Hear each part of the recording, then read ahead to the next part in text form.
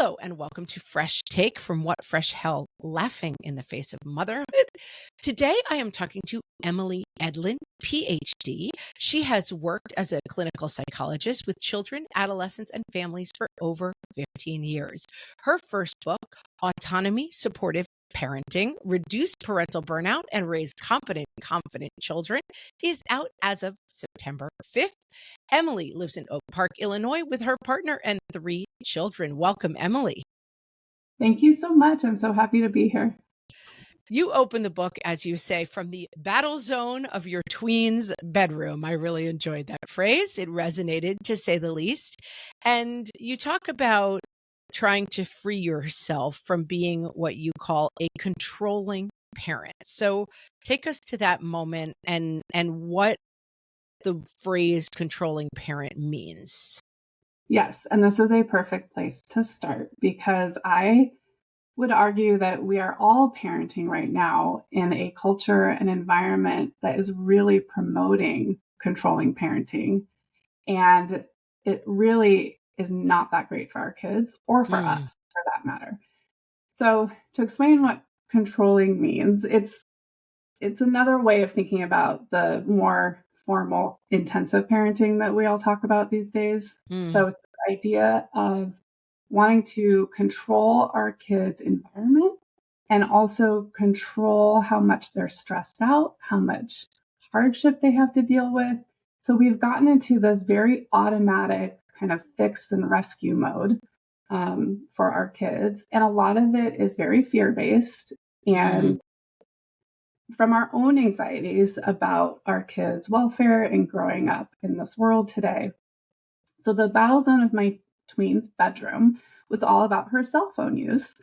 And I'm sure many parents of tweens can relate to this just constant battle over our own fears of what is too much time on the phone and our tweens' battle for their own agency and freedom to use their phone how they want to.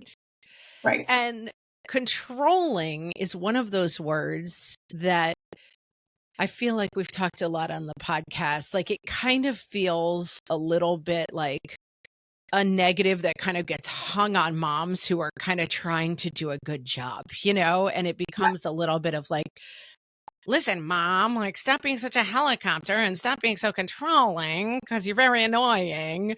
But it's like at the same time, we're being told cell phones are killing our kids' brains and, we have to be super careful post-pandemic. And we're getting very conflicting messages. And one thing I like about this book and something we try to do on the podcast is taking it out of the realm of like stupid moms always trying to be so controlling, because this is a reality that we're dealing with. It's not just because we're so dumb, bad, and lame, right? No, and that's why throughout my book, I share very openly and transparently my struggles with what I say are controlling impulses. And even as a well-trained child psychologist who is writing a parenting book about being opposite of controlling, I still have my controlling impulses. So it's very judgment-free and I think supportive of parents of how very hard it is right now as a parent to counter those controlling impulses. And that really, it's kind of evolution that we are controlling right now because we are facing these threats. The pandemic did not help things where we were really fearing for our children's very fundamental health and safety. Right. And we're constantly getting headlines, right, about the worst teen mental health crisis and what is social media doing to their brains. And it's just this barrage of threat that we're faced with the media as well. So I think go ahead. It's like we are operating as our brains are wired to operate to try and protect our children.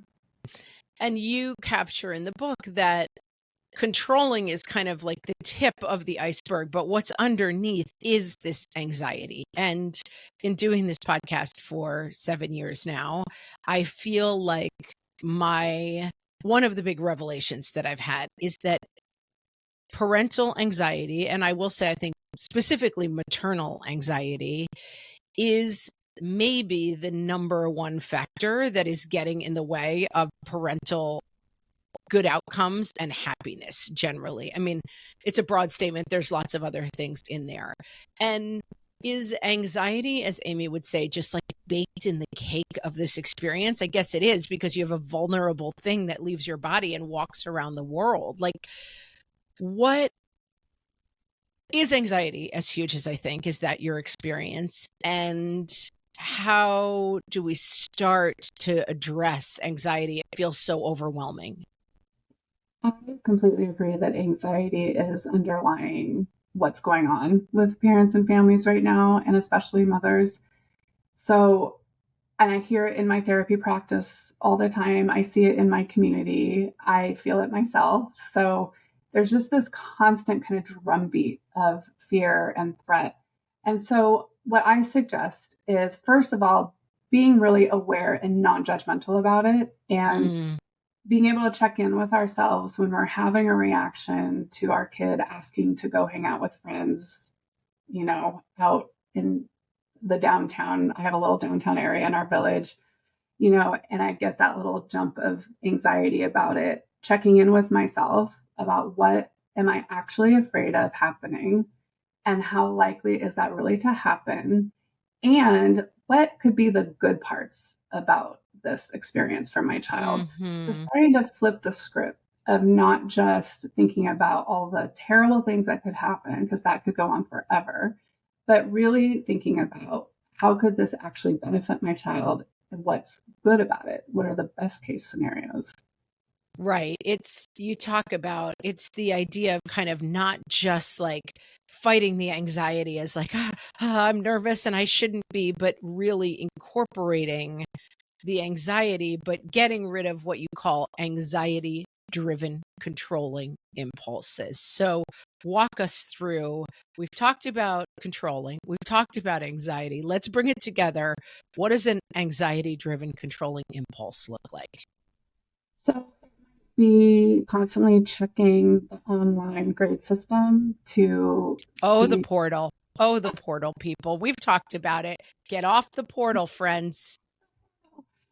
being so micro managing around every assignment and every metric of performance. Is my child doing okay? Are they being set up for success when they're 11? And I think those habits have become so normalized, and it Right. almost feels like I'm not being a good parent if I'm not doing that. Well, and I think also that anxiety is a very strong biological imperative. Like, it is your job to keep kids safe. Kids are super vulnerable, and it's like the only way to truly keep them safe is to truly keep them inside your house all the time and keep them off of in a perfectly safe child would live in your bedroom with you 24 hours a day and you would just stare at them, right? And it is our job to create safety. So again, pushing back on this idea of like, well, this is crazy, moms, like that is kind of our job, but then it's taking them out of the room and into the world, and that part is extremely anxiety producing. And so it is hard to let go of that control, I guess. It's letting go. Right. Exactly.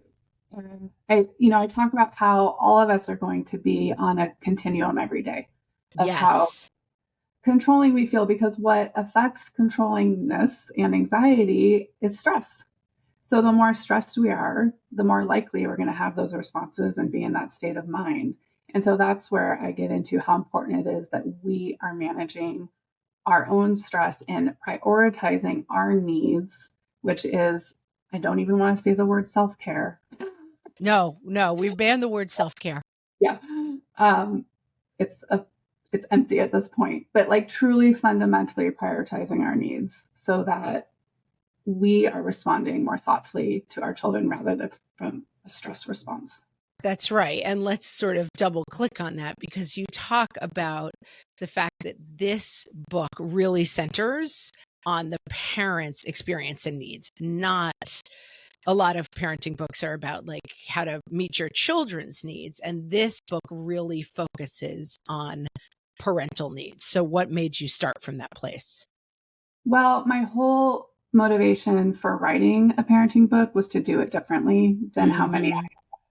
And I feel like parenting is such a fluid, dynamic experience that is not just about what we're doing for our child, but how we are functioning in the midst of it all. That really needed attention that's not out there in most of the parenting guidance. And so it was a gap that I saw. And I hope I accomplished it in the I book. think so. I'm talking to Emily Edlynn, PhD, who is the author of Autonomy-Supportive Parenting, and we will be right back. One of the things I like about this book is the format is very easy to follow, and you have a lot of like actual kind of charts that dialogue like this versus that, controlling versus autonomous. So it sort of helps us figure out like practical versions of what you're talking about. And one of the early ones is need satisfaction versus need frustration. And so talk about that binary. Yes. So autonomy supportive parenting as a whole approach comes from this theory called self-determination theory, which is really well known in psychology. But it's the idea that all humans have three fundamental needs, which is autonomy, competence, and relatedness. So relatedness is like the connection, sense of belonging, and community. And so when those needs are met, those three fundamental needs, we experience what's called need satisfaction, which is related to just greater life satisfaction, greater physical and psychological health, all kinds of good stuff. And the opposite, need frustration, is when people do not feel autonomous, competent, and related. There's all kinds of negative outcomes associated with that: low self-esteem, more risk for mental health problems, and lower life satisfaction. So autonomy supported parenting grew out of that larger idea. So when we are practicing autonomy supportive parenting with our kids, we are helping meet those fundamental needs. And the research also shows how important it is, again, that our needs of autonomy, competence, and relatedness are also being met for So us to provide that for our kids. autonomy is, just so people kind of really get the picture, autonomy is a sense of independence, self-control. Is that correct? Like being able to do things for yourself. Right. I mean, it took me a long time to boil it down. So it is a sense of agency over Yes. your life and a strong sense of self. And then competence is a word we mostly know. It's being able to do tasks, right? Like my son during the pandemic decided he was going to teach himself to do a backflip, and he got a mattress and he worked on it all day and for, I don't know, 2 months, and then he could finally do it, right? That's like a competence. Like I can figure out this thing and do it for myself. And then relatedness is a sense of connection to other people. Okay. So these are the, and so when we over dial control, we kind of rob ourselves and our kids of being able to find, because these three things are things you have to find for yourself, correct? Right. And so a really basic example is how much we as parents these days just kind of do stuff for our kids that they are capable of doing themselves.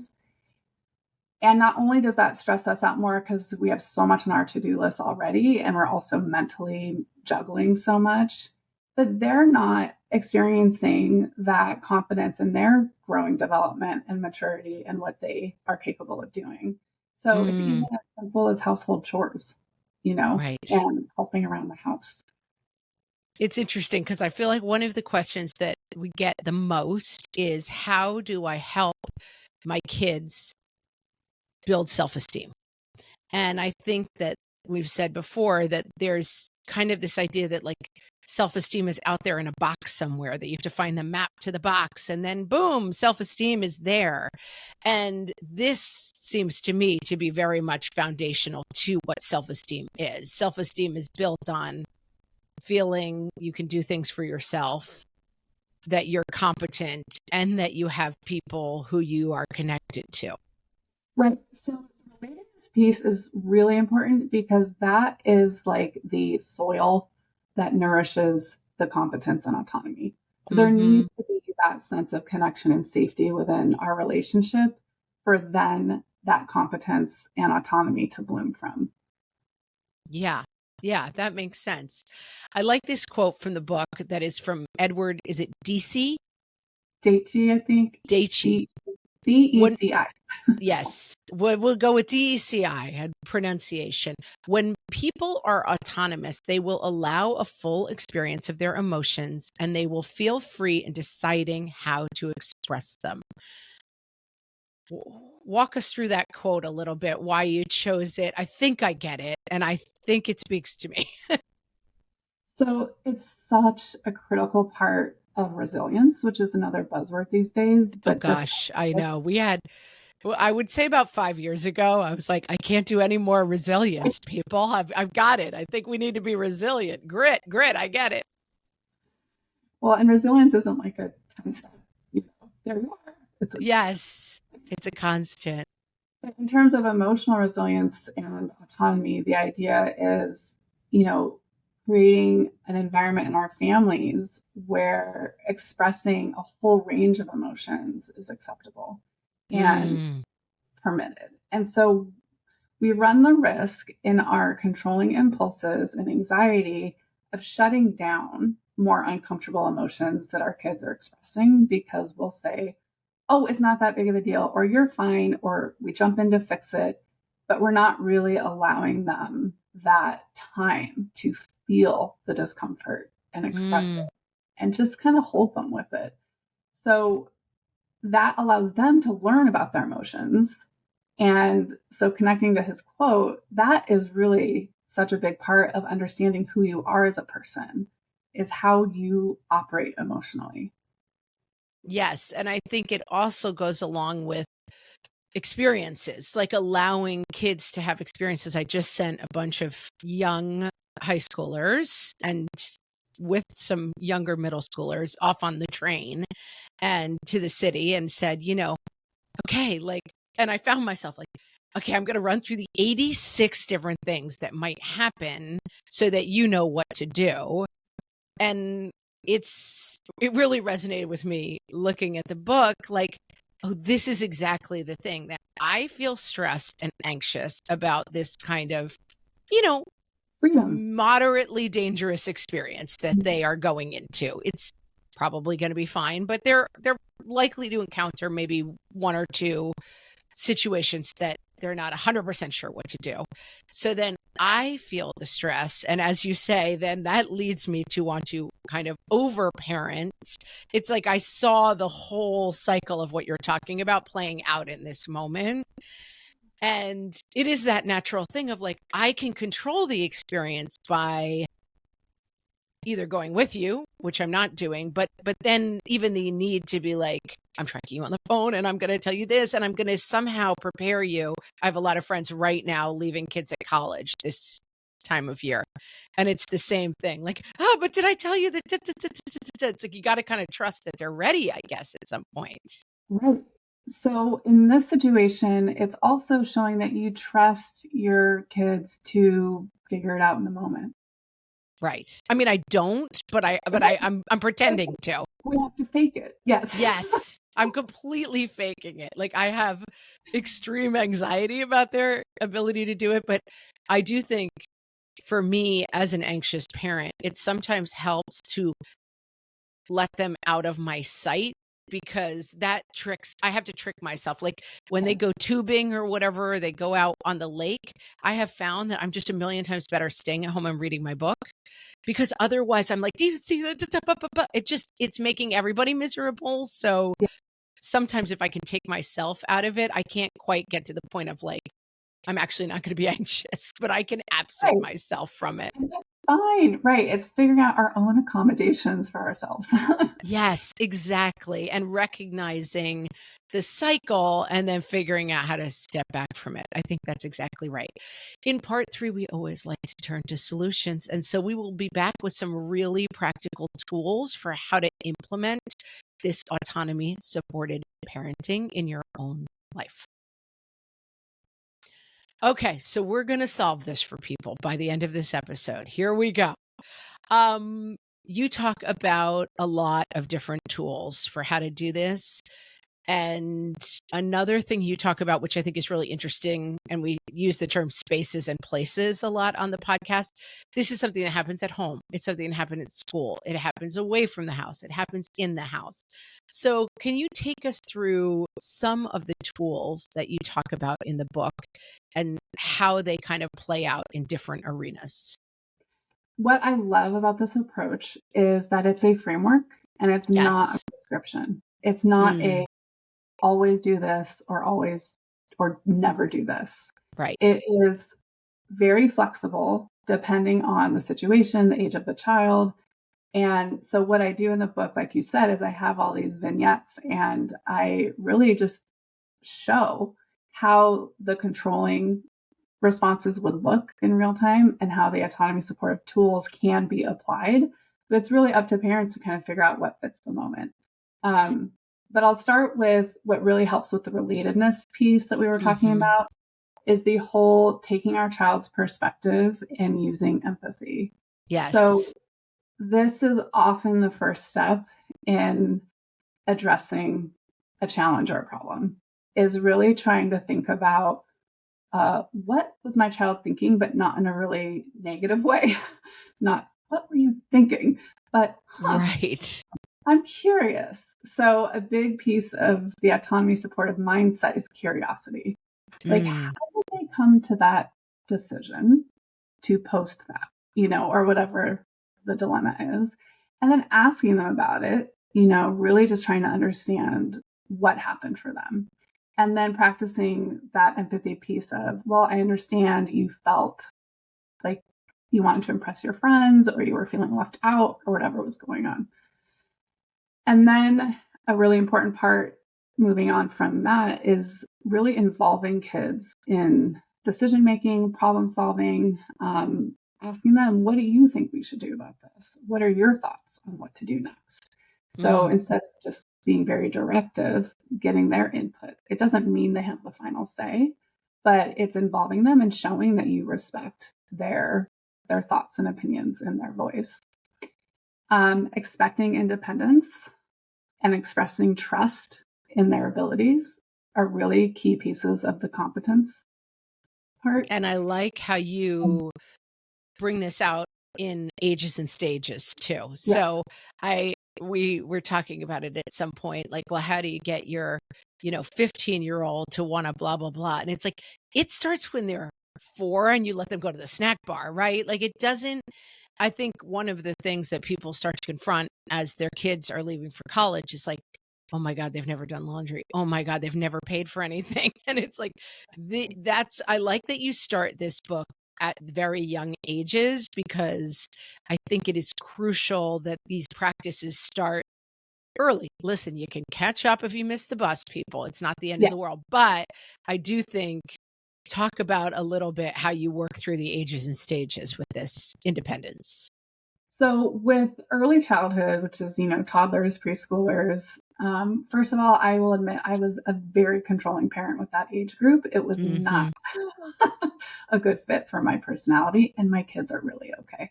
But This I is do, a very important point because I said something earlier. I don't ever want people to feel like you missed the bus, you blew it, forget it, your kid's no, broken, it can't go back. Right. not at all.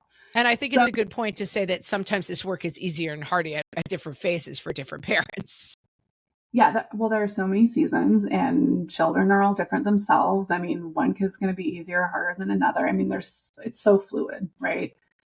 With younger kids, really looking at, this is something I did not do well, but really looking at what they can do to be helpful. I mean, their feelings of competence are really important. And so they feel so important and valued when they feel helpful to the family. And Mm. they are at like, they want to help so badly. And as they get older, they lose that like intrinsic passion for helping, right? They'd rather sit and play video games. But in the early years, it's a great window for that. Remembering to offer choices. And I mean, like, my kids did not do like red shirt or blue shirt, and they would say none, right? So, Right. but figuring out ways that there are real choices and having them be able to think about, what do I want? And really providing rationale for rules. That's another important piece of this whole framework, is explaining why we do things, why we have limits. Of course, our kids need limits and structure to feel safe and develop. And they will push on that structure. That's part of their job. But with those younger kids and all ages, I mean, all of this is good for all ages, but starting that rationale, like, we clean up our toys so we don't step on them and break them, and we'll do it together. And I think it is, I want to underline the idea of boundaries and structure, because we, sometimes I think parenting advice can feel to people like, oh, this is all like a new age, the kids run the show. That's not at all what you're talking about, which is like, No. let kids do whatever they want, because that's how they come to independence. This happens within a framework of rules and boundaries. Absolutely. And I believe in consequences. I know those are popular in some circles right now. I firmly believe in consequences. I believe in your kids helping come up with their own consequences when they break rules, because that is part of learning how to live in this world. And then let's talk a little bit about the different kind of arenas where this happens. So we do lose control as our kids get older and social pressures start to come in. God knows TikTok videos, start to come in, and just, I mean, I was saying I have a very anti-TikTok stance, but it's in the groundwater. Like, my kids, it just comes in through all. Now it's okay, it's Instagram shorts or YouTube shorts. Like, you can't actually keep this stuff completely away from your children, as it turns out.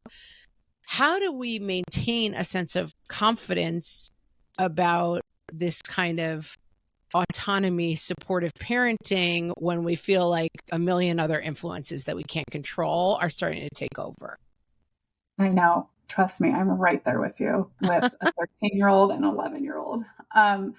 So this is where the relationship piece is really important. And for them feeling like they can come to you with mistakes and you're not going to shame them, that you are there to help them learn and grow, and you're expecting things to happen. So I think that's the other thing, is really remembering, just saying they're going to make mistakes. Like, my job is not to prevent mistakes, because that is a losing battle, and that does make us more controlling.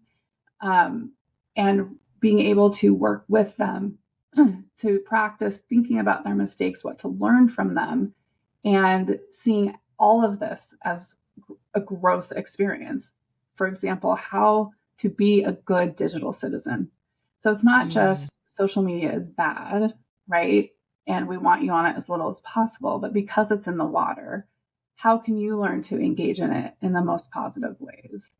And with my own kids, I flipped, because I would get really wrapped up in this whole too much on the phone time. And I flipped the script to really think about, how are my kids living a balanced life? Like, what else is going on for them? And, they're very social. They see their friends in person. They help around the house. They're in fairly good moods. Like, they really seem like they're okay. So I think allowing ourselves to see what's going well and not just being so laser focused on our worries.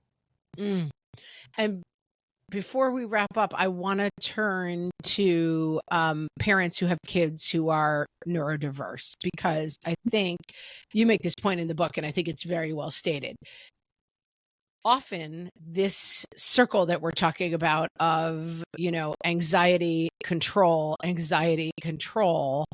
when we have kids, speaking for myself, who are on the spectrum, that the anxiety about the behavior gets ratcheted up, and therefore the feelings of control. And it can also feel like, listen, we need to exert more control over kids who struggle with certain behaviors, because it's more important that they control those behaviors. And you talk about that in the book, and how do you see that playing out?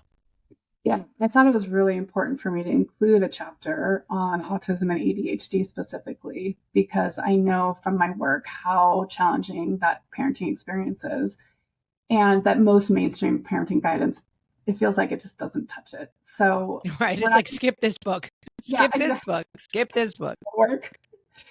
So, what I would say with kids, I refer to it as kind of, those executive functioning weaknesses, that their Hmm. construction in their brain takes longer than others to have certain skills and abilities. So they really need more of our structure Hmm. and more of those very clear expectations and limits. But at the same time, really looking at where can I expect them to grow independence? Where can I show these kids that often are getting negative messages about their capabilities, what I do trust them to do for themselves? And that's where I think a lot of parents do need to work on their anxiety about Yes. kids that have a tougher path for whatever reason. We're going to feel more protective. Yep. Here's the bad news, folks. It starts with us. It's the Yep. good news and the bad news, because we can work on ourselves. But yes, no magic box, but we're working on our own anxieties so that we get calmer and just a sort of better vibe overall, I would say. Tell us, this book is coming. Let me just see. I think this will be out. Yeah. Tell us where we can find more of your work. And I mean, we always say where we can find the book. It's 2023. People know how to buy a book, but tell us Right. anyway. So you can find the book hopefully at your bookstore, and then Amazon and Bookshop. And you can find my writing at EmilyEdlynPhD.com. I also have a Substack where I do weekly autonomy supportive diaries and really apply these concepts to real life. And I'm also on Twitter, Instagram, LinkedIn at Dr. Emily Edlynn, and on Facebook as The Art and Science of Mom. And I do want to underscore, we've been having a kind of 30,000-foot view, but the book has so much practical stuff in it, in terms of like, okay, you want to do this instead. And so it's very, very approachable. And I recommend you check it out. The book is called Autonomy-Supportive Parenting: Reduce Parental Burnout and Raise Confident Children. Emily, thanks so much for talking to us today. Thank you.